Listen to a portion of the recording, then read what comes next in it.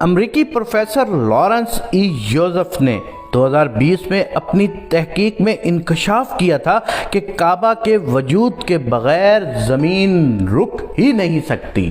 امریکی پروفیسر لکھتے ہیں، اگر مسلمان اس زمین پر طواف یا نماز ادا کرنا چھوڑ دیں تو یقیناً ہماری زمین کی گردش رک جائے گی، کیونکہ حجر اسود پر مرکوز سپر موصل کی گردش اب برقی مقناطیسی لہریں نہیں بکھیرے گی۔ 15 یونیورسٹیوں کی تحقیق کے نتائج سے پتہ چلتا ہے کہ حجر اسود ایک الکا ہے جس میں دھات کی مقدار بہت زیادہ ہے، جو کہ موجودہ اسٹیل سے 23,000 گنا زیادہ ہے۔ کچھ خلابات جنہوں نے زمین سے نکلتی ہوئی ایک بہت ہی روشنی کو دیکھا اور تحقیق کے بعد یہ نکلے کہ وہ بیت المقدس یا کعبہ سے حاصل کیے گئے تھے۔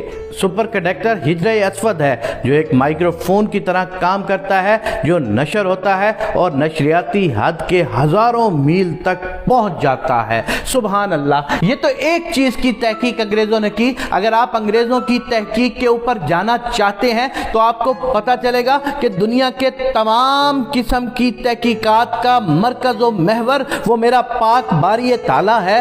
دنیا کی تمام تحقیقات کا مرکز و محور وہ میرا پاک نبی حضرت محمد مصطفیٰ صلی اللہ علیہ وآلہ وسلم ہے۔ آج حجر اسود کو انہوں نے یہ مان لیا، اسی طرح دنیا کی ساری کائنات حضور اکرم صلی اللہ علیہ وآلہ وسلم کے چاند کے 2 ٹکڑوں کو مان گئی۔ اسی طرح دنیا کی ساری کائنات بہت سارے معجزات کو مانتی جا رہی ہے۔ اللہ تو کتنا عظیم ہے، اللہ تو کتنا رحیم ہے، تمہارے ہاتھ میں ہے میرے پاک مولا، ہر چیز تمہارے ہاتھ میں ہے، جو کچھ چاہو تم کر سکتے ہو۔ انگریزوں کو بھی آخرکار اس چیز کی سمجھ آ گئی کہ دنیا کا محور و مرکز، دنیا کے سب سے سینٹر والی جگہ، دنیا کی سب سے قیمتی جگہ، دنیا کی سب سے پاورفل جگہ خانہ کعبہ یعنی کہ اللہ کا گھر ہے۔ میرے دوستو، کیا خوش نصیب قسمت پائی ہے آپ نے کہ آپ مسلمان ہیں اور مسلمانوں کے گھر میں پیدا ہوئے ہیں۔ تو اٹھو آج ہی اللہ سے یہ دعا مانگو کہ میرے پاک پروردگار مجھے اس عظیم جگہ کی زیارت نصیب فرما، میرے پاک پروردگار مجھے اس عظیم شخصیت کی زیارت نصیب فرما، میرے پاک اللہ تو رحیم ہے، تو کریم ہے، ہمیں اپنے گھر کی زیارت مشرف فرما۔ میرا پاک پروردگار تو ہمارے دلوں کے بھید کو جانتا ہے، ہم سارے ناقص العقل لوگ ہیں،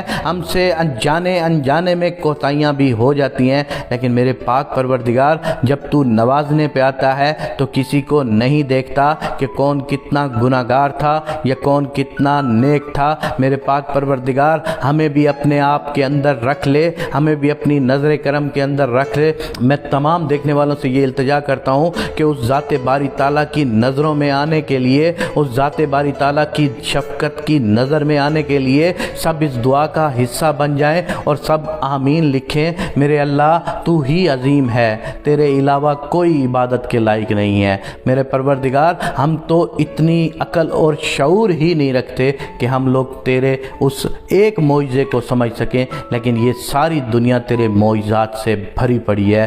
میرے اللہ تو ہم پہ رحم اور کرم فرما۔